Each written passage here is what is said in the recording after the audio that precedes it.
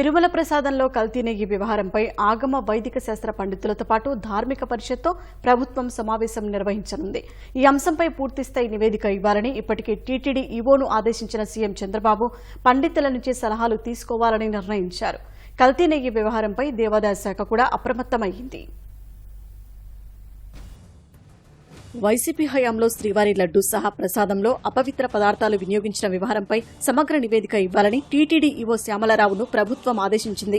ఈ మేరకు CM Chandrababu TTD EO J శ్యామలరావును ఆదేశించారు. తిరుమల పవిత్రతను కాపాడే విషయంలో ఆగమ వైదిక శాస్త్ర పండితులతో సమావేశం నిర్వహించి తగిన సూచనలు తీసుకోవాలని ప్రభుత్వం నిర్ణయించింది. దేశవ్యాప్తంగా టీటీడీ ఆలయాల్లో సంప్రోక్షణతో పాటు పరిహార ప్రక్రియల నిర్వహణపై ఆగమ వైదిక శాస్త్ర పండితుల నుంచి సలహాలు తీసుకోనున్నారు.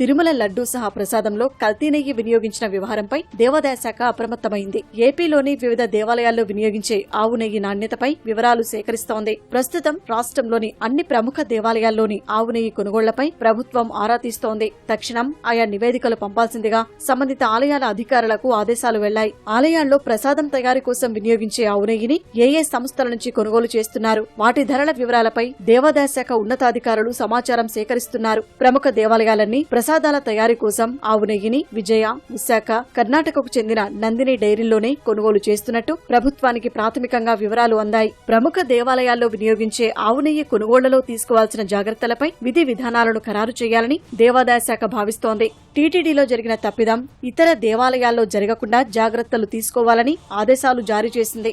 అప్రమత్తమైన దేవాదాయ శాఖ రాష్ట్ర వ్యాప్తంగా వివిధ దేవాలయాల్లో వినియోగించే ఆవు నెయ్యి నాణ్యత వివరాలను సేకరిస్తోంది. ప్రముఖ దేవాలయాల్లో ఆవు నెయ్యి కొనుగోళ్లపై ఆ శాఖ ఉన్నతాధికారులు ఆరా తీస్తున్నారు.